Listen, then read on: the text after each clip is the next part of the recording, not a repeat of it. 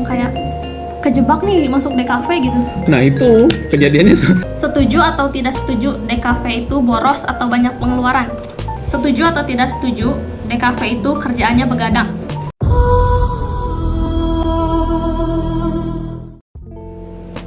Assalamualaikum warahmatullahi wabarakatuh.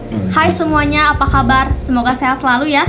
Selamat datang di podcast kami hari ini, diskusi asik anak DKV. Bersama saya Aulia Enunisa, mahasiswa DKV Sekolah Tinggi Teknologi Bandung, angkatan tahun 2019. Kira-kira pada penasaran gak sih hari ini kita akan bahas apa? Tapi sebelum kita ngobrol lebih jauh, saya gak mungkin sendirian nih hari ini. Saya sudah ditemani oleh dosen sekaligus Kaprodi DKV Sekolah Tinggi Teknologi Bandung, Bapak Hadianto. Bapak gimana kabarnya Pak? Alhamdulillah baik. Assalamualaikum, sampurasun. Waalaikumsalam. Selain ditemani oleh Pak Hadi, saya juga ditemani oleh mahasiswa DKV Sekolah Tinggi Teknologi Bandung, angkatan 2016, ada Kang Adit. Kang gimana kabarnya Kang? Baik, alhamdulillah. Baik, alhamdulillah. Lagi sibuk apa Kang sekarang? Kerja. Sambil kerja. Oke, bersama Pak Hadi dan Kang Adit, hari ini kita akan diskusi dan ngobrol-ngobrol asik nih seputar dunia perkuliahan DKV. Khususnya nih untuk teman-teman kita yang baru lulus SMA atau lulus SMK dan ingin melanjutkan pendidikan ke jenjang yang lebih tinggi. Apalagi untuk teman-teman yang minat di dunia DKV gitu ya. Kan mungkin masih banyak yang bertanya-tanya gimana sih sebenarnya DKV itu. Nah, hari ini kita akan bahas satu persatu bersama Kang Adit dan juga Pak Hadi. Nah, untuk informasi yang pertama, barangkali kan ada teman-teman kita yang pengen masuk dunia DKV tapi belum terlalu ngerti nih, pengen banyak yang dipahami lagi dari dunia desain komunikasi visual. Langsung aja kita tanya ke Pak Hadi. Pak, sebenarnya program studi desain komunikasi visual itu apa sih Pak? Oke, jadi gini, sebelum kita masuk ke ranah DKV ya, sebetulnya memang untuk teman-teman yang sekarang masih di tingkat sekolah menengah umum mungkin akan kebingungan mencari jurusan yang mau diambil nanti ya, terlebih mungkin karena jurusan pendidikan itu banyak banget gitu, tidak hanya di DKV, adanya di mungkin ada keilmuan lain kayak di ekonomika, atau misalkan mungkin ada teman-teman yang berniat jadi dokter atau apa gitu ya, banyak sekali. Memang kita harus mengetahui dan mengenal diri kita sendiri dulu gitu. Jadi sebelum memutuskan, kenali diri dulu sendiri. Apa sih minat kita, apa sih bakat kita gitu, sebelum kita memilih salah satu program studi nanti. Nah, kalau DKV sendiri sebetulnya khusus bagi saya dulu waktu saya masih SMA dan memutuskan untuk kuliah itu, saya belum pernah mendengar istilah desain komunikasi visual. Saya dulu ya, saya hanya mendengar beberapa info dulu itu masih berbentuk radio, infonya masih tidak segencar sekarang. Kalau sekarang kan siapa sih yang nggak kenal gitu, pasti orang-orang juga kenal gitu. Nah itu karena kita dulu tidak ada infonya, jadi kurang mengetahui. Nah kalau untuk sekarang, desain komunikasi visual adalah salah satu jurusan yang paling diminati, banyak peminatnya gitu. Karena terus terang jurusan ini paling komplit. Jadi apabila teman-teman di rumah ada minat untuk mengembangkan diri, sebetulnya jurusan DKV itu jurusan yang paling komplit. Teman-teman akan belajar manajemen waktu, manajemen perusahaan. Kemudian teman-teman juga tentunya ya akan mempelajari seni, walaupun tidak full, tapi akan mempelajari seni, akan mempelajari cara berkomunikasi. Tentunya teman-teman akan nanti banyak mata kuliah yang menarik menurut saya. Jadi ini baru clue aja ya, nggak akan saya jelaskan secara gamblang gitu. Tapi DKV ini adalah salah satu jurusan yang menurut saya itu paling komplit. Belum tentu ada jurusan lain yang sekomplit ini. Teman-teman akan belajar bagaimana cara pegang kamera, membuat gambar, mentranslatekan atau meliterasikan dari kata-kata menuju visual, menuju gambar, dan banyak lagi gitu. Saya rasa sih kalau untuk nanti akhirnya mungkin teman-teman di rumah mungkin akan bertanya-tanya, ini teh jadi apa sih ya si desain komunikasi visual tuh. Kalau saya kuliah di desain komunikasi visual tuh akhirnya outputnya seperti apa gitu ya. Rata-rata kan mungkin ya karena tujuan akhir kita ke sana. Di desain komunikasi visual itu tujuan akhirnya banyak gitu. Teman-teman bisa nanti bisa kerja di studio desain sebagai graphic designer, bisa sebagai bisa bekerja juga di production house video dan macam-macam gitu ya. Karena kalau untuk di DKV ya itu tadi lebar gitu, jadi banyak cabangnya dan kita dipersiapkan untuk terjun di dunia industri. Itu sih sebetulnya. Mungkin teman-teman yang pengen masuk DKV itu masih bingung gitu ya Pak, kan misalnya ada yang dari jurusan IPA atau dari IPS. Nah, sebetulnya siapa sih Pak yang bisa masuk di program studi DKV ini? Siapa aja? Oke, jadi sebetulnya untuk program studi desain komunikasi visual itu tidak dibatasi oleh rumpun keilmuan pada saat di SMA ya. SMA itu kan masih ada IPA, IPS, bahasa mungkin ya terakhir. Dan mungkin bisa jadi dari SMK. Jadi di desain komunikasi visual itu tidak membatasi. Mau teman-teman dari jurusan IPA, IPS, bahasa ataupun sekali misalnya dari SMK, selama teman-teman ada minat dan ada bakat tentunya, karena minat tanpa didukung dengan bakat akan susah sebetulnya kalau di DKV. Karena di DKV itu pasti akan menemukan gambar manual. Di semester 1, semester 2 akan menemukan gambar manual. Kalau teman-teman tidak ada bakat menggambar akan sulit, karena kita akan menerjemahkan dari huruf menjadi visual. Itu mungkin yang paling pertama. Sama keinginan sebetulnya. Keinginan teman-teman masuk ke DKV itu seperti apa. Jangan sampai banyak kejadian tuh saya dengan mahasiswa, bertemu dengan mahasiswa ternyata dia masuk ke DKV itu karena ikut-ikutan gitu. Karena saya diajak teman. Itu jangan sampai kejadian seperti itu, karena yang rugi waktu kan teman-teman juga ya nanti pada saat teman-teman memilih program studi ini. Jangan sampai di tengah perjalanan memutuskan untuk berhenti. Satu, rugi waktu, yang kedua rugi biaya. Karena rugi waktu jelas kalau uang sih masih bisa dicari lah ya, tapi kalau waktu saya rasa sulit dicari. Itu udah nggak akan kembali lagi gitu. Dan berarti bukan cuma orang-orang yang hobi gambar doang ya Pak yang masuk DKV? Iya, tentunya. Itu hanya salah satu syarat dasarnya aja. Tapi kan sebetulnya gini, untuk belajar menggambar itu tidak harus sudah mahir menggambar bagus, itu enggak juga sih sebetulnya. Karena nanti, nah ini mungkin mindsetnya teman-teman yang belum kuliah, yang menuju ke kuliah itu mindsetnya harus dirubah, bahwa kita itu bukan melanjutkan pendidikan ya. Setiap jenjang pendidikan itu kita harus memulai dari nol lagi. Pada saat kita masuk DKV misalkan, ini contohnya dari belajar menggambar, nanti semester 1 kita akan belajar menggambar lagi dari nol lagi, mulai dari arsir, dari garis, itu kan mulai dari nol lagi. Tidak serta-merta pelajaran menggambar itu harus sudah mahir bikin orang, itu nggak mungkin gitu. Pasti mulai dari nol lagi. Jadi saya sarankan kalau misalkan memang sudah ada niat, ada keinginan dan sedikit bakat, boleh lah. Dan sedikit bakat, ayo bergabung dengan program studi desain komunikasi visual. Teman-teman akan terbuka nanti pada saat setelah masuk di dunia desain. Karena tidak terbayang gitu ya, nanti pada saat setelah kuliah itu mungkin teman-teman begitu jalan-jalan di jalan, oh ini tuh kerjaannya anak-anak DKV nih gitu.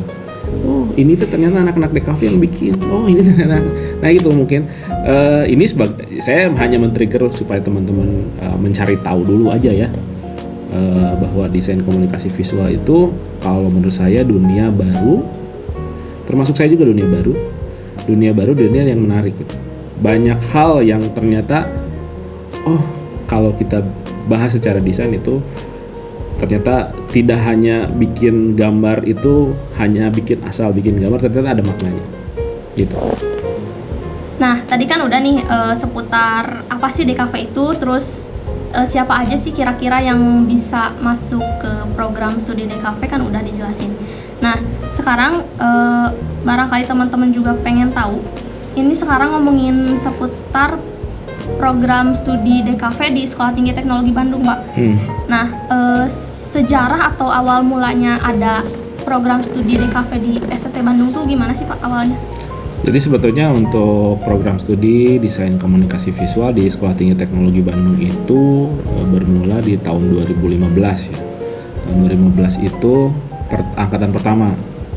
Nah, jadi kalau kita hitung dari 2015 ke saat ini 2021 berarti sudah ada 2 angkatan yang sudah lulus. Nah, kalau ditanya gitu ya, sejarahnya seperti apa, tentunya mungkin ini panjang gitu perjalanan program studi ini bisa terbentuk sampai menghasilkan lulusan pun itu tentunya bukan hal yang mudah ya. Banyak perjuangan yang dilakukan oleh kaprodi saya sebelumnya yang berusaha mengembangkan prodi ini sampai berjalan seperti ini gitu.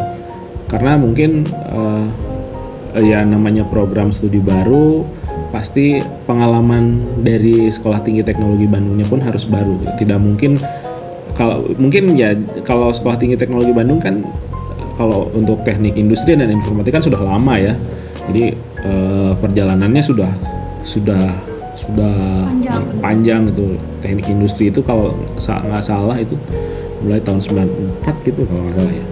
Pokoknya udah lama banget gitu. Sementara ini program studi baru ini baru dimulai 2015, tentunya kita juga masih banyak belajar nih. Harus seperti apa pengembangan kurikulumnya juga yang bagus seperti apa, karena terus terang pada saat ini untuk program studi ini perlu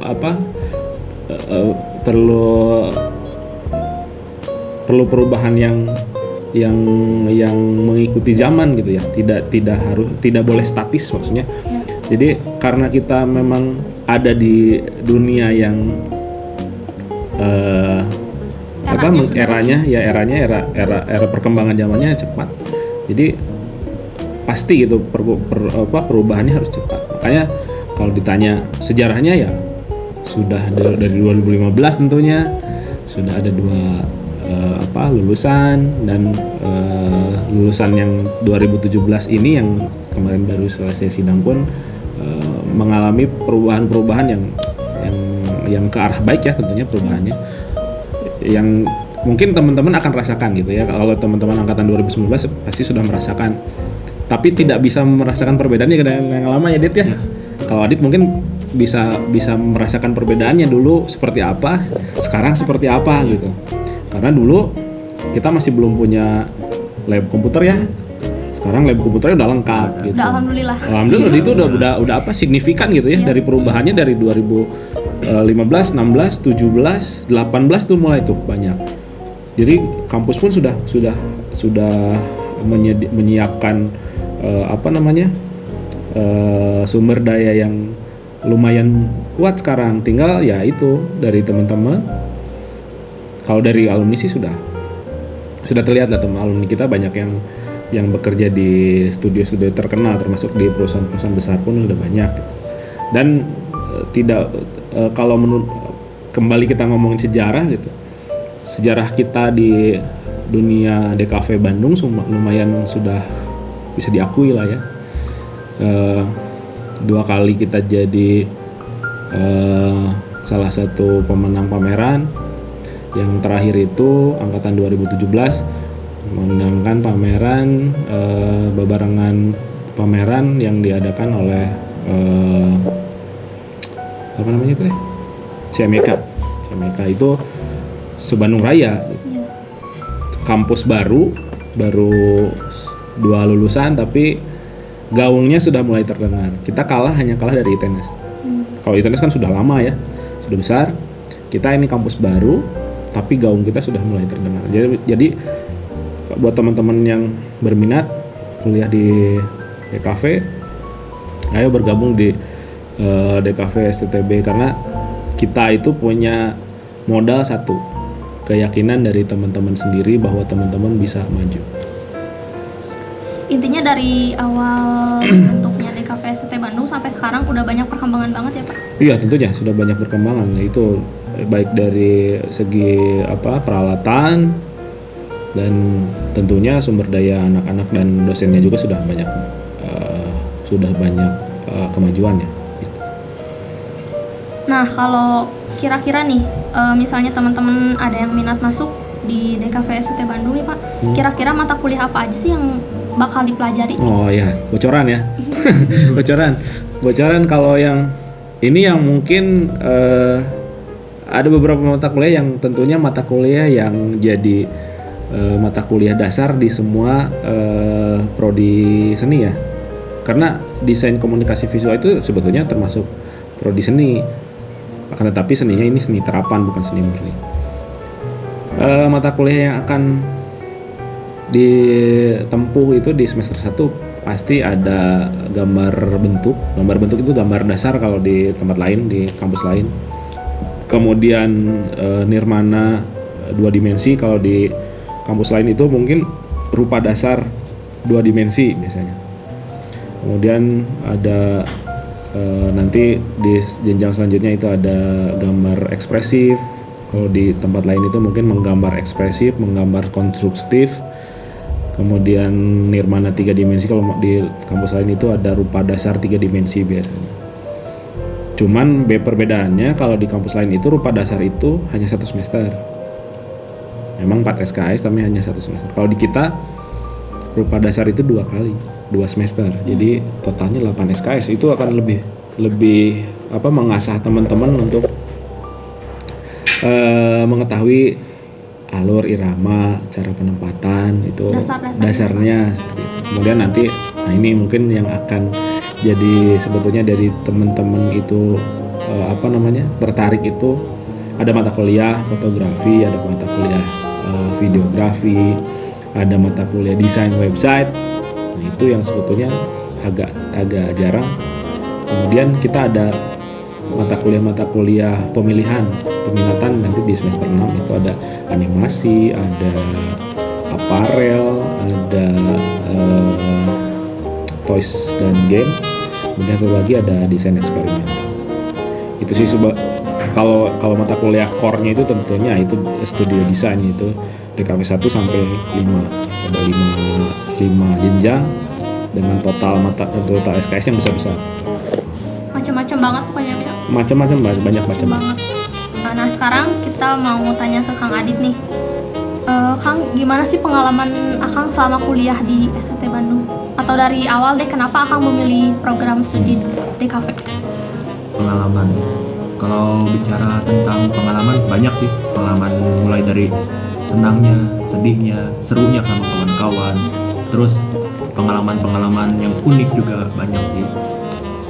Jadi bakal panjang nih kalau bakal cerita tentang pengalaman gimana selama ini berjalan di DKV gitu kan. Kalau untuk kenapa sih saya milih DKV? Pertama itu saya tertarik dengan desain.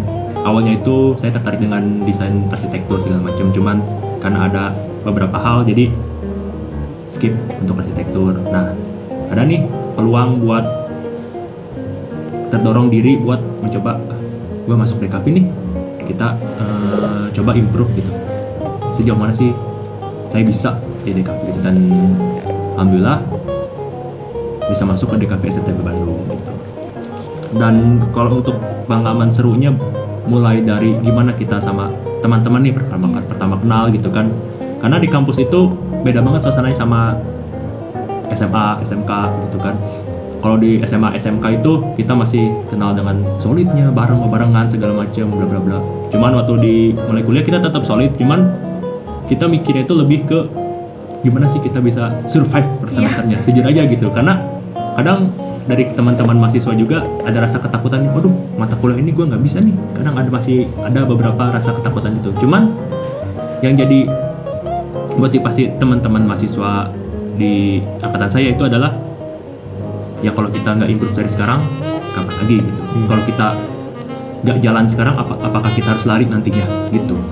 Nah buat teman-teman juga nih yang nanti baru lulus SMA SMK, kalau emang berminat ayo datang ke DKV, belajar bareng. Banyak pengalaman yang nanti juga teman-teman kalau masuk bisa merasakan sendiri pengalaman-pengalamannya. Dan itu kalau misalkan dicerita dengan cerita film itu bisa sampai beberapa chapter lah, karena saking banyaknya pengalaman-pengalaman unik yang ada di sama kuliah gitu sih. Kalau pengalaman yang paling susah banget dilupain, pengalaman suka ataupun dukanya gitu. Kalau yang paling ngena banget gitu. Pengalaman duka ya. Kalau pengalaman duka sempat ada persoalan sama salah satu dosen gitu. Cuman ya itu namanya juga mahasiswa ya. Kadang mahasiswa dengan apa ya, idealisnya gitu, tengil gitu kan. Tapi Pak saya udah kerjaan ini maksimal bla bla bla. Cuman kata dosen no ya no gitu. Itu pengalaman yang pahitnya mungkin. Cuman kalau pengalaman serunya itu bisa kenal sama orang-orang baru. Unik-unik lah orang-orang itu. Ada yang orang itu pendiam banget tapi dia tuh jago gambar. Ada yang orang tuh aktif segala sini, lucu juga gitu.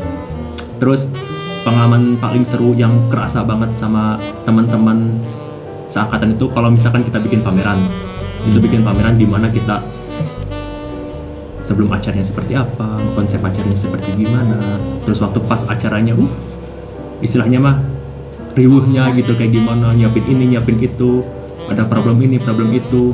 Tapi saat itu acara udah selesai, kita udah berusaha maksimal, walaupun dengan segimana banyak ada miskomunikasi, ya failure, yang namanya juga manusia pasti ada kesalahan.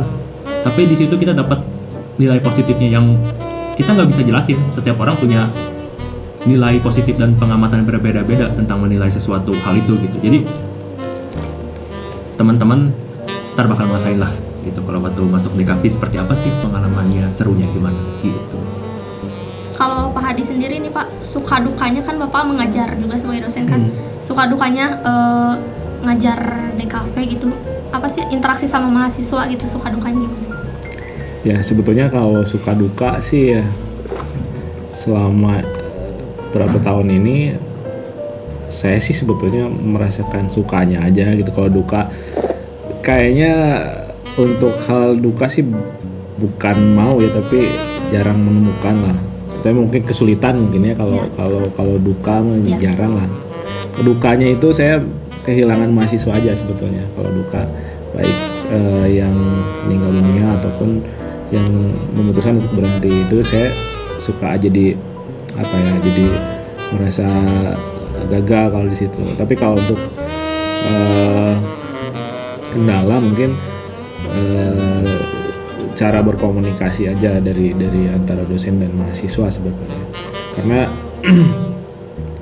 kalau untuk kultur di dosen di Sekolah Tinggi Teknologi Bandung itu, untuk kultur dosen DKV memang biasanya akan lebih tegas gitu ya, karena teman-teman itu akan dipersiapkan di dunia industri yang nggak gampang gitu. Pasti banyak menemukan hal-hal yang tidak enak gitu, karena dunia desain itu yang namanya desain berarti pesanan orang kan ya. Nah itu kita harus bisa mendalami perasaan orang, mendalami pengalaman hidupnya seperti apa. Nah kalau kesulitan selanjutnya adalah selain dari segi komunikasi, mungkin dari kesiapan mental dari teman-teman mahasiswa sebetulnya.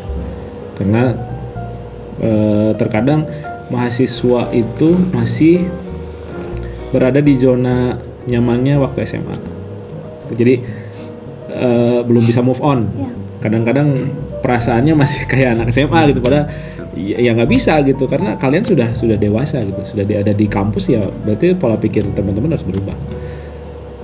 Kalau untuk kesulitan selanjutnya, nah itu kondisinya seperti sekarang ya, kondisi sekarang itu kan masa pandemi dan kegiatan belajar mengajar di kampus pun terhenti untuk secara luring atau offline. Sementara di DKV itu kan banyak mata kuliah praktek ya. Betul.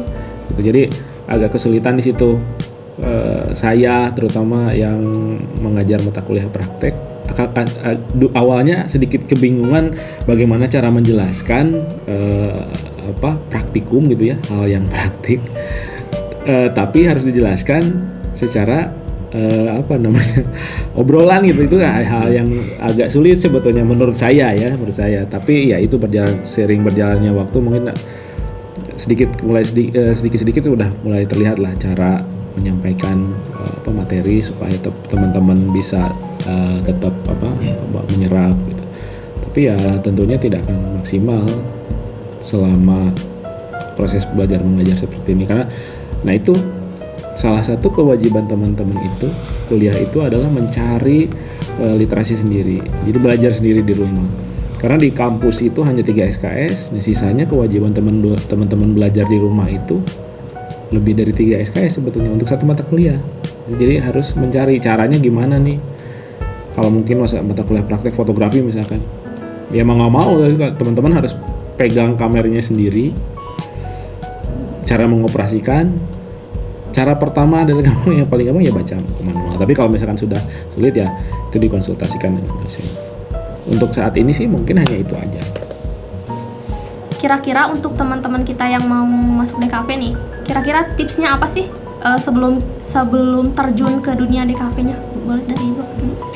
Kalau tipsnya menurut saya sih pahami dulu ya DKV itu seperti apa gitu, lingkup pekerjaannya seperti apa, karena saya yakin teman-teman di SMA atau SMK pun masih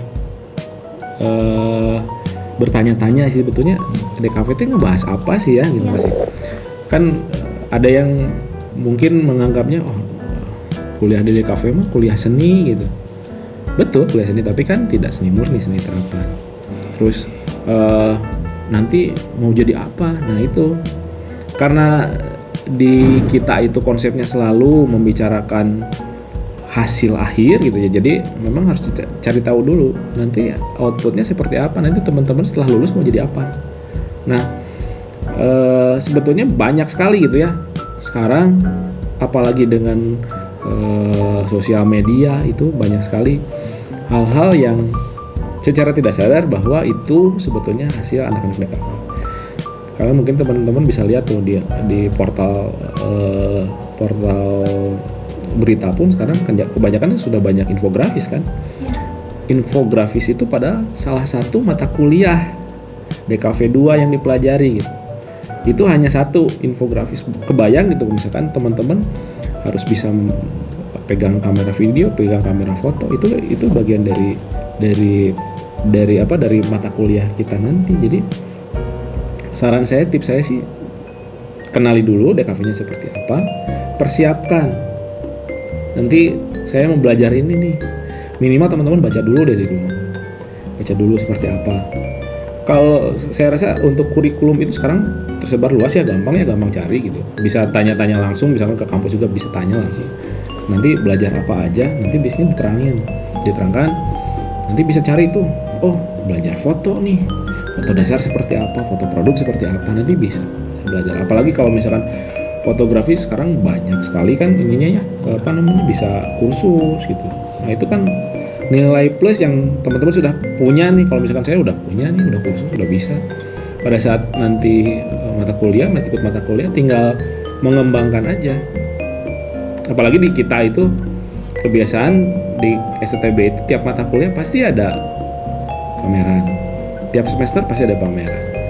Terakhir itu pameran foto yang tahun ini. Nanti semester depan mungkin ada pameran lagi. Jadi kenali dulu, persiapkan. Kalau misalkan memang kita keinginannya ada, tapi masih ada kekurangan di apa namanya dari tadi mungkin aduh saya belum bisa menggambar dengan baik, ya itu nggak masalah sih sebetulnya, tapi minimal sudah ada apa namanya konsep dasar bisa menggambar tuh yang baik seperti apa, nanti juga kok diulang lagi gitu dari nol lagi tuh. Tapi suka ada sih Pak, suka ada nggak sih Pak yang kayak kejebak nih masuk DKV gitu? Nah itu kejadiannya ada tuh, saya sempat kemarin sempat itu ada itu anak mahasiswa di STB itu terjebak gitu. Jadi ya itu mungkin ya kalau untuk menentukan jenjang studi kelanjutan itu memang harus dari diri sendiri ya. Jadi harus sesuai dengan keinginan, didorongnya dengan kesadaran diri. Jadi memang harus bertanggung jawab, karena salah satu salah satu tanggung jawab mahasiswa itu kan bertanggung jawab pada dirinya sendiri gitu. Ya itu pas ditanya anak ini mau mengundurkan diri, pas saya tanya kenapa mengundurkan diri, saya mau pindah jurusan. Saya pikir ya wajar sebetulnya mau pindah jurusan. Kenapa mau pindah jurusan? Yang jawaban yang saya bisa diterima itu adalah, Pak, saya itu daftar masuk ke DKV itu karena saya ikut teman. Itu hal yang paling mau saya dengar sebetulnya. Akhirnya kan jadi rame itu jadi saya sedikit ngasih wejangan agak panjang gitu aja deh akhirnya. Jadi jangan sebetulnya. Jadi kalau memang dari awalnya sudah tidak yakin, jangan dipaksain. Karena mata kuliah itu akan menentukan bukan mata kuliah jenjang pendidikan di kampus itu akan menentukan masa depan teman-teman gitu. Saya termasuk orang yang keluar dari zona nyaman saya. Mungkin zaman saya itu kuliah itu hanya terpaku beberapa jurusan. Kalau enggak ekonomi, teknik sipil, kalau di masa itu teknik sipil, teknik pertambangan yang laku tuh, terus keguruan, apalagi kedokteran, sekolah hukum mungkinnya dulu. Ini bukan mengecilkan jurusan yang lain juga sama sebetulnya bagus. Cuman ya itu rasa tanggung jawab kita ketika pada saat menempuh jalur perkuliahan harus serius gitu. Contoh saya dulu itu ingin keinginan hati dan memang ada bakat sedikit lah. Saya inginnya dulu malah ke jurusan seni musik dulu. Kalau enggak saya ingin ke karawitan dulu. Tapi karena orang tua, mau ke jurusan seni mau jadi apa gitu kan. Nah itu kan selalu kita akan terbentur dengan jawaban akhir yang karena mungkin wawasan kita juga nggak cukup kan untuk menjelaskannya. Tapi pada akhirnya ya sudahlah. Yang penting saya harus kuliah, jangan sampai berhenti kuliah. Jadi kuliah, sobat mau kuliah apa? Akhirnya saya memutuskan untuk kuliah ekonomi. Setelah 2 semester, orang tua saya nanya tuh, jadi nggak ke seni musik? Kalau sekarang diperbolehkan, karena saya udah setahun ya berjalan, saya harus bertanggung jawab dong dengan kuliah saya yang setahun. Saya nggak menolak. Udah nggak Bu, saya mau lanjut aja di kuliah ekonomi sampai selesai kuliah. Ternyata ya itu mungkin jalannya hidup itu akan bermuara ke salah satu satu hal yang membuat kita nyaman gitu. Akhirnya saya ketemu lagi dengan dunia foto, dunia video.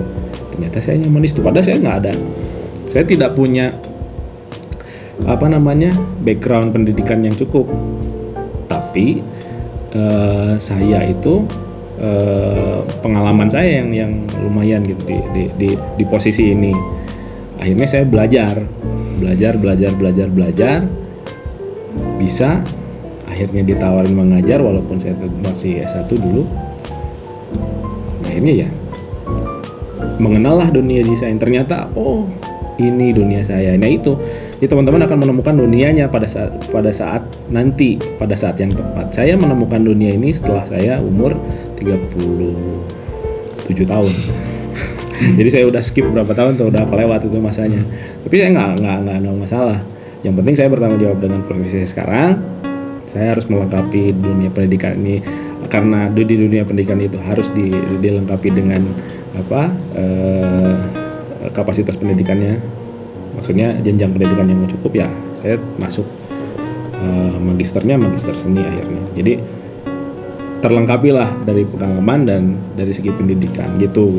Jadi teman-teman ya harus mulai bisa menentukan, oh saya ini mau jadi ini nih. Tapi kalau udah nyemplung ya beresin dulu gitu. Harus diberesin dulu. Kalaupun misalkan jangan setengah-setengah, jadi jangan udah nyemplung nih udah basah. Saya mau balik deh gitu. Pengen garing deh gitu, nggak bisa. Udah basah ya basah aja sekalian gitu. Kalau dari Kang Adit sendiri nih, dari sisi mahasiswa, apa sih kira-kira yang harus disiapin gitu buat teman-teman kita nanti yang mau masuk DKV? Kalau dari saya sih, pertama tadi kata Pak Hadi, kita harus tahu dulu nih DKV itu seperti apa aja di DKV itu. Lalu terus prospeknya ke depan itu seperti apa nih DKV itu? Apakah kita siap nggak nih dengan pilihan yang akan kita ambil gitu kan? Jadi selain kita mengetahui mau kemana nih kita nyemplung itu, mau kemana nih kita jalan-jalan mana nih yang mau kita ambil, tentunya kita harus persiapkan diri juga. Siap nggak nih bertanggung jawab? Kita bakal full dalam artian kita benar-benar bakal ngejalanin si DKV itu sejauh mana, sedih apa gitu kan. Untuk teman-teman kalau mau tahu informasi DKV banyak, mulai dari website, Instagram juga sekarang suka ada postingan, apalagi di era sekarang itu digitalisasi cukup banyak ya, dan informasi banyak kok teman-teman kalau yang pengen tahu tentang DKV itu seperti apa.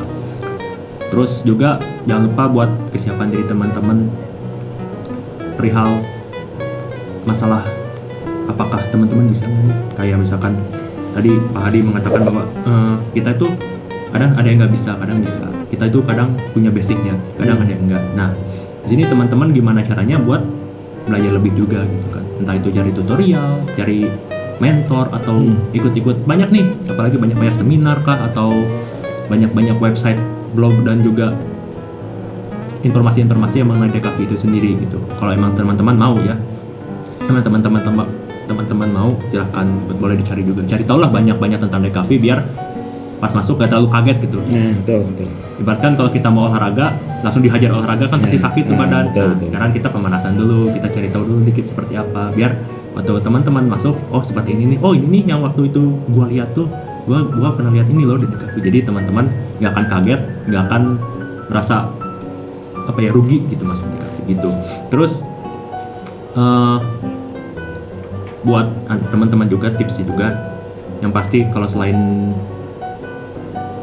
ditanya mau masuk ke kuliah DKV mau jadi apa nih, kan banyak pertanyaan tuh, lo mau jadi apa nanti, emang lulusnya kayak gimana, prospeknya gimana. Nah teman-teman gak usah takut, karena dari pengalaman saya sendiri dan juga melihat kondisi sekarang, apalagi kondisi dimana sekarang kita serba digital ya, serba online segala macam. Nah di sini DKV bisa menunjukin nih, bisa menjawab nih bagaimana DKV memberikan informasi pada masyarakat, bagaimana DKV memberikan wawasan, entah itu bikin Instagram kah, ataupun bikin video, ataupun seperti kawan-kawan DKV sekarang bikin ngobrol-ngobrol nih sama teman-teman juga, atau berkarya yang lain secara digital. Itu banyak sekali peluangnya gitu buat teman-teman di era digital ini. Dan saya rasa untuk era digital itu bakal terus berkembang gitu, bakal terus maju.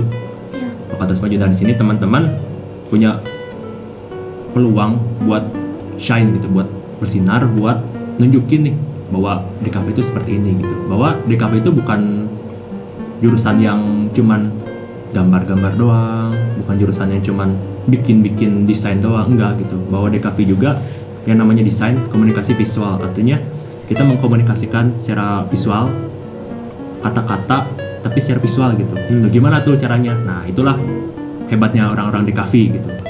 Jadi bagaimana teman-teman nanti juga bakal belajar bagaimana cara kita berkomunikasi, entah itu public speaking, entah itu copywriting, ataupun banyak hal yang bakal teman-teman tahu kalau emang teman-teman mau mencari tahu di DKV itu seperti apa ruang lingkupnya gitu. Kalau dari saya mah ya, tapi intinya buat teman-teman kalau emang mau masuk DKV, yang pasti yakinin dulu buat teman-teman. Kalau emang bener-bener yakin dari diri teman-teman, silakan masuk DKV gitu sih. Kayak yang dibilang Pak Hari tadi, jangan setengah-tengah ya. Iya, Iya, betul. jangan Iya, setengah-setengah. Harus pol. Iya, harus pol. Lebar soalnya, Iya. lebar udah mungkin uang, waktu, tenaga juga. Iya. Apalagi seperti pengalaman kawan-kawan, banyak juga kawan-kawan saya yang intinya kasar itu nyerah di tengah jalan gitu kan, lebar juga kan. Karena ya itu, karena mungkin dari kesiapan dirinya itu ya tadi setengah-setengah, ngikut-ngikut doang gitu. Nah, jangan sampai teman-teman juga seperti itu gitu. Bukannya menakut-takutkan, cuman emang ini kejadiannya gitu, seperti ini kejadian dan emang kejadian gitu, hal-hal gitu. Jadi ya kalau buat teman-teman, sekali lagi kalau emang belum yakin jangan dipaksakan, tapi kalau misalnya udah mantep yuk boleh gitu. Asal ingat kalau udah masuk ya setengah-setengah, gitu aja sih. Nah, setelah tadi ngobrol-ngobrol banyak nih tentang DKV itu apa sih, terus tentang DKV di STT Bandung. Nah, sekarang mungkin setelah obrolan ini ada yang minat nih Pak masuk DKV di STT Bandung. Nah, kira-kira gimana sih cara daftarnya? Kalau untuk daftar sih betulnya gampang ya, sekarang pendaftaran online kan, pendaftaran online gitu, jadi tidak harus datang ke kampus. Kalau dulu mungkin ya harus datang dulu untuk daftar. Kalau sekarang ada, saya linknya tapi ada linknya, link apa nanti, link pendaftarannya mungkin nanti bisa saya kirim, nanti ditayangin aja. Persyaratannya pun bisa di-upload, jadi semua persyaratan bisa di-upload. Tentunya fisik memang harus dikirim, tapi dikirim nanti via pos aja. Karena kemungkinan untuk tahun ini kemungkinan besar sih antara 50% offline 50% online. Karena ya kondisi kita masih seperti ini, masih belum aman 100%, tapi kalau misalkan sudah aman pun ada beberapa yang daring. Karena untuk di STB itu untuk mahasiswa kita persiapkan untuk semester 5 nanti, untuk teman-teman 2019 itu bakal ada proyek besar gitu. Jadi mengerjakan satu proyek dari ke seluruh mata kuliah yang ada di semester 5. Jadi teman-teman akan banyak di luar tentunya. Jadi banyak nanti bakal menemukan hal-hal baru gitu. Jadi teman-teman akan membuat salah satu proyek besar. Di samping itu kan ada beberapa teman-teman kita yang berangkat juga di kampus Merdeka ya. Ada yang studi independen, ada yang magang Merdeka gitu. Mungkin yang sebagian berangkat, dan sebagian yang kita akan mengerjakan proyek besar. Untuk tadi kembali ke pendaftaran, nanti bisa di search aja, atau misalkan bisa masuk ke link websitenya stt bandung.ac.id. Coba cek dulu di YouTube, pasti ada muka saya. Di depan biasanya ada. Tapi ya itu di situ nanti ada link pendaftaran. Sekalian bisa cari-cari tahu dulu. Kalau di laman resmi STTB itu nanti muncul tuh ada kurikulumnya seperti apa. Termasuk dengan fasilitas baru sudah muncul, karena web kita nanti ada perubahan sedikit lagi. Nanti ada dibuat web yang baru, tapi ya itu akan lebih menarik lagi. Mudah-mudahan bisa launch akhir bulan ini. Tapi kalau untuk fasilitas yang baru sih udah lengkap ya, tinggal diklik aja. Nanti persyaratannya, oh ya jangan lupa, karena kita di DKV, mungkin kalau nggak salah di informatika juga sama ya, ada tes buta warna ya? Ya, ada. Buta warna kan ya ada. Karena menentukan jenis warna kabel. Nah di DKV itu harus lulus tes buta warna. Parsial termasuk ya. Jadi tidak boleh. Jadi harus full. Kalau ada yang buta warna parsial itu saya yakin kalau soalnya warna kita akan detail gitu kan.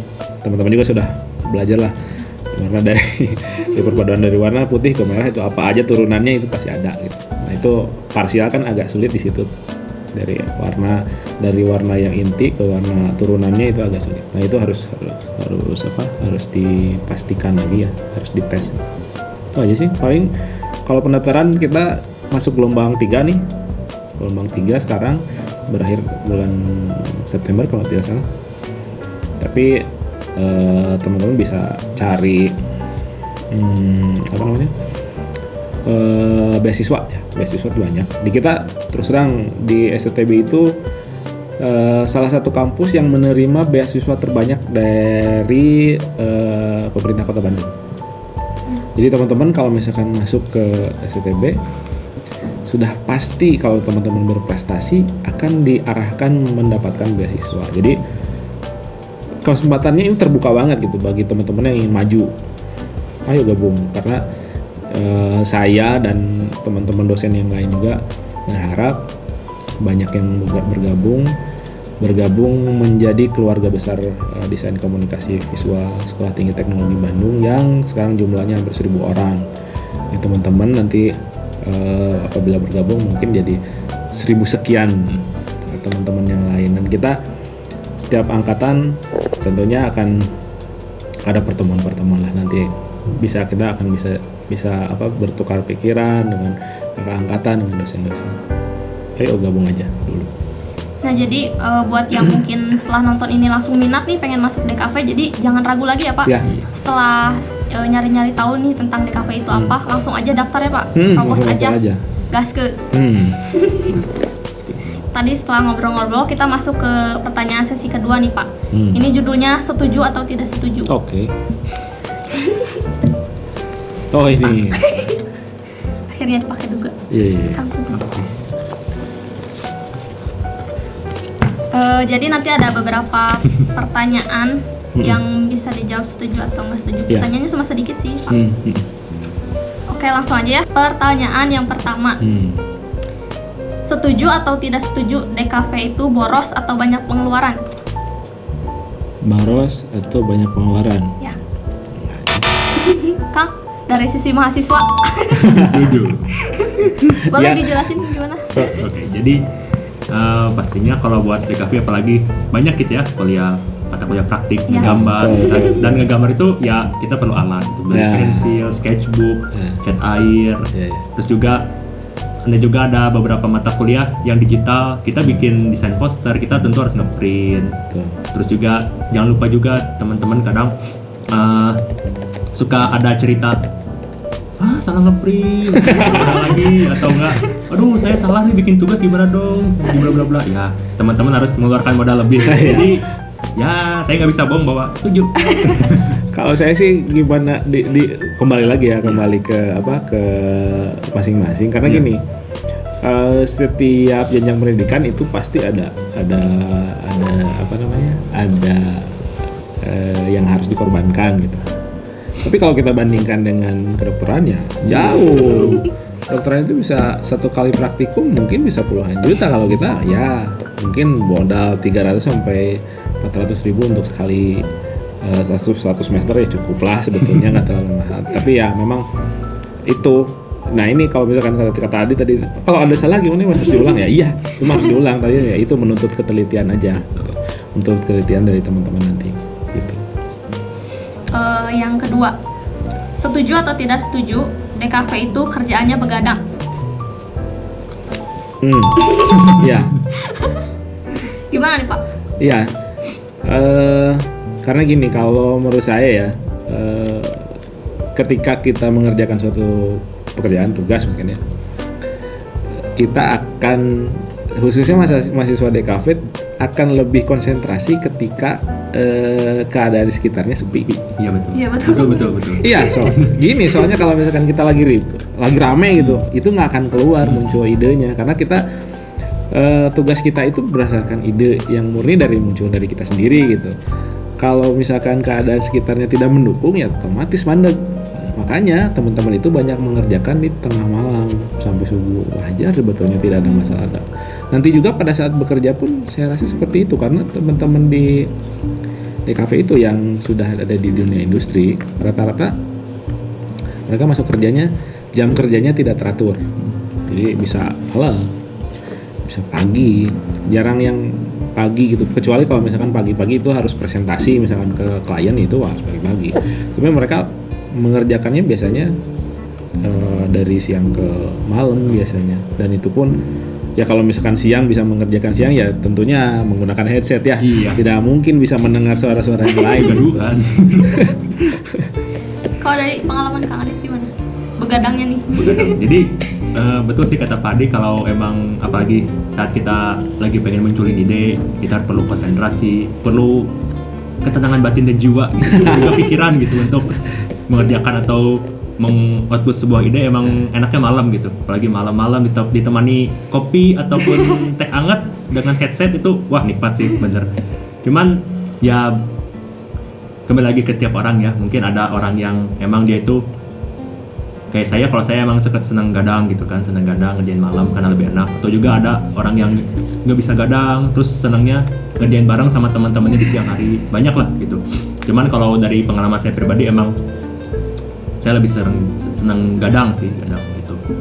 Terlebih kalau emang tanda kutip dikejar deadline ya, dikejar tugas gitu kan. Iya, dikejar deadline tugas ya mau nggak mau ya no sleep for tonight gitu, no sleep for tonight beres gitu kan.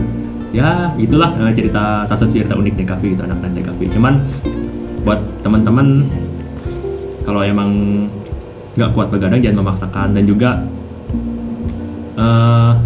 dikurangin lah sebetulnya gadang itu karena emang nggak baik juga kan sebetulnya. Cuman kalau emang diperlukan gadang ya mangga gitu, tapi jangan keseringan, dan juga tetap istirahat yang cukup sih walaupun begadang. Walaupun kadang sebetulnya dari pengalaman saya pribadi, selama apalagi kalau ada dihantu deadline itu sulit sekali untuk memejamkan mata gitu kan. Lagi malam itu mau tidur, bangun lagi, oh tidak deadline gitu. Ya banyak lah gitu pengalaman-pengalaman unik saat ngerjain tugas. Makanya saya setuju sih kalau emang sering banget gadang. Mungkin tambahinnya ini mungkin ya, menyiasatinya supaya tidak begadang itu ya itu manajemen waktu ya. Betul. Manajemen waktu kita mengerjakan tugas. Itu saya sempat dengar tuh dulu pernah kejadian angkatan kalian kalau nggak salah ya, yang mengerjakan nirmana harusnya UTS dikumpulin tapi dia nggak ngumpulin. Setelah itu baru mau ngumpulin setelah kuliah lagi gitu. Nah, itu disuruh sama dosennya dihukum tuh, disuruh ngerjain yang 1 kali 1 meter, dikerjain dikumpulin minggu depan. Nah itu anaknya tuh begadang 3 hari nggak tidur katanya. Nyampe ke kampus ditanya ngeblank kan, itu kan bingung. Iya benar. Jadi jangan nyusahin diri sendiri. Iya itu intinya betul. Benar. Jangan menyusahkan diri sendiri. Pertanyaan yang terakhir nih Pak, setuju atau tidak setuju DKV itu terbebas dari matematika atau hitung-hitungan? Enggak. Bohong itu kalau gitu. Salah. Salah. Bohong. Karena gini, di DKV itu pasti kalian harus pintar menghitung presisi satu ukuran. Itu ya udah termasuk matematika sebetulnya. Itu memperhitungkan nih kalau ukuran segede gini kita pasang, kira-kira bakal roboh nggak nih? Kalau apalagi kalau misalkan teman-teman bikin kemasan gitu ya. Walaupun sebetulnya kita bukan desain kemasan, tapi pada suatu saat pasti kita harus bikin suatu kemasan apa. Simetris kah? Nah itu udah simetris, harus bisa berfungsi. Kalau misalkan ini harus berdiri ya harus berdiri tegak, tidak gampang roboh. Itu berarti kan sebetulnya hal-hal yang matematis gitu. Jadi bohong sekali kalau misalkan memang tidak ada mata kuliah matematika, memang tidak ada. Cuman teman-teman harus matematika itu sebetulnya bukan hanya hitungan tapi logika berpikir. Ketika logika berpikir teman-teman jalan, otomatis apa yang teman-teman kerjakan itu akan masuk akal dan bisa diterima dan berfungsi dengan baik gitu. Itu sih sebetulnya nggak ada gitu. Memang nggak ada mata kuliah matematika, tapi konsep matematika diperlukan. Gimana? Bener sih, setuju sih. Cuman tadi salah, maaf ya gitu tadi salah. Jadi emang matematika itu terlebih di DKV emang kita nggak belajar secara khusus gitu mata kuliah DKV ada mata kuliah matematika ataupun kuliah yang berhubungan dengan matematika secara langsung. Cuman betul tadi bahwa di kuliah DKV itu memang kita diperlukan namanya pemahaman dari logika itu sendiri. Matematika itu kayak gimana kita itu bikin, ibaratkan kita ambil contoh bikin banner ukuran 3x4 pas nggak sih di jarak segini, misalkan di tempat ini enak nggak sih, kan jangan sampai kalian entah itu nanti bikinnya kekecilan, kebesaran gitu kan, ataupun saat nanti kalian perlu kayak tadi nih bikin nirmana, kan nirmana itu ada ukurannya berapa kali berapa, jangan sampai salah. Itu kan matematika juga gitu, basic matematika menurut saya. Dan juga kayak misalkan kita bikin gambar, ukuran kertas seperti apa, kan ukuran kertas itu beda-beda gitu. A4 itu segimana gitu kan. Terus untuk ukuran A4 enaknya misalkan kita print di kertas seperti apa, di ukuran apa, ataupun dengan menggunakan fontnya sebesar apa, kan itu font juga tetap ada ukurannya gitu. Font ada ukurannya, terus gambar saat memasukkan teks gambar dan lainnya juga ada ukurannya gitu. Dan itu ya walaupun emang nggak detail banget matematika sampai aljabar dan segala macam, teman tetap ada gitu. Nggak akan jauh hal apapun ya, setahu saya hal apapun, bahkan di jurusan kayak psikologi ataupun filsafat juga ada matematika logika gitu, itu matematika gitu. Jadi ya di dunia ini mah nggak akan lepas dari matematika. Iya. Kita juga kalau ngitung duit kan matematika juga gitu kan, ngitung duit matematika. Betul. Ngitung kita, aduh saya bangun jam segini berangkat jam berapa, itu kan matematika juga. Jadi kalau saya rasa bohong sih kalau DKV gak dekat sama matematika. Dekat banget kok. Apalagi kalau ngitung jam deadline ya, jam ngerjain. Aduh saya ngerjain deadline jam 7, saya ngerjain jam 4, bakal keburu nggak ya gitu, matematika juga. Ya tapi itu jangan dicontoh sih, ngerjain deadline jangan dicontoh. Gitu sih kalau dari saya mas pribadi tentang matematika dan DKV. Terutamanya nanti kalau kita udah mau kerja harus pinter-pinter ya. Iya, kan? Pengeluaran dan Nah, pendapatan. itu bener, berhitung itu. Ya kan hal-hal seperti itu sebetulnya kan kita juga lupa gitu ya. Iya. Menghitung uang itu salah satu dari Matematika. konsep matematika gitu. Kadang kita ya juga saya juga sering dengar gitu ya dari teman-teman yang sudah masuk, dari teman-teman mahasiswa gitu. Kenapa sih dulu pilih DKV? Pak biar terhindar dari matematika gitu. Itu kan aneh gitu. Di kehidupan ini mana ada yang terhindar dari matematika, semua juga tetap diperhitungkan gitu ya. Ya mungkin ya tidak menggunakan matematika yang rumit mungkin iya, tapi toh jangan salah gitu, belajar fotografi pasti ada hitungannya kan. Itu juga nggak ada yang ya memang sih ada yang sekarang yang otomatis, tapi kan tetap aja kita harus belajar yang dari manual dulu, sama aja gitu. Nah itu tadi perbincangan kita dengan Pak Hadi dan juga Kang Adit tentang DKV itu gimana, terus kuliah DKV di STT Bandung itu gimana, dan yang terakhir tentang sebetulnya apa ya, fakta atau mitosnya gitu tentang DKV. Iya. Sekali lagi untuk teman-teman yang mulai minat nih mau kuliah di STT Bandung khususnya di program studi DKV, langsung aja daftar ya Pak ya? Ya, langsung Nggak perlu daftar aja. lama-lama. Saya tunggu. Nanti kita bisa sedikit ngobrol-ngobrol. Ngobrol-ngobrol. Saya kan sering ngobrol dengan teman-teman 19, dengan teman-teman 17, 18, 20 karena saya belum pernah ketemu, mungkin agak sulit. Tapi ya sejauh ini sih ada beberapa mahasiswa juga yang sering ketemu, apalagi dengan mahasiswa baru mungkin nanti bakal sering ketemu saya di awal-awal gitu, nanti sebelum diserahkan ke dosen walinya masing-masing. Kita tunggu sih di bergabungnya teman-teman di desain komunikasi visual STT Bandung. Kita maju bareng karena ini Adit aja contohnya. Adit kuliahnya belum selesai, tapi Adit mempunyai pekerjaan yang berasal dari keilmuan DKV gitu. Jadi jangan salah, teman-teman kita tuh banyak yang belum lulus tapi sudah mempunyai pekerjaan, penghasilan dari keilmuannya. Bukan Adit tidak mau menyelesaikan, tapi Adit punya tanggung jawab dalam pekerjaan. Banyak tuh teman-teman seperti teman Adit siapa? Angga ya? Angga itu jadi salah satu ilustrator di manga Jepang. Memang belum menyelesaikan perkuliahannya, tapi Angga sudah bekerja. Dan Angga terakhir kontekan dengan saya sih mau menyelesaikan. Angga itu tinggal TA aja ya, tinggal TA sedikit lagi selesai. Tapi Angga sudah karyanya sudah dipakai luar gitu. Jadi kami itu kampus yang militan. Kalau dari semangat itu militan. Teman-teman ini teman-teman yang militan gitu. Selalu aja tiap angkatan itu pasti ada ledakan-ledakan yang sebetulnya saya tidak pernah terpikir gitu. Oh, anak-anak bisa sampai segini gitu. Nggak kebayang, tapi ternyata ledakan-ledakannya malah melebihi dari ekspektasi kami sebagai dosen. Jadi tidak usah ragu.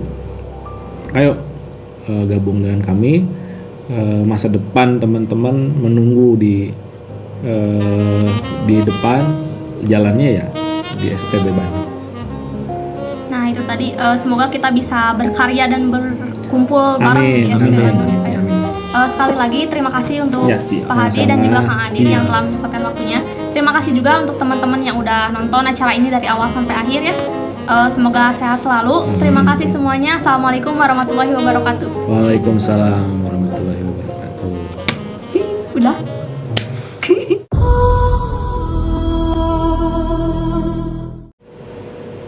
Action. Assalamualaikum warahmatullahi wabarakatuh. Hai, apa kabar semuanya? Udah lupa.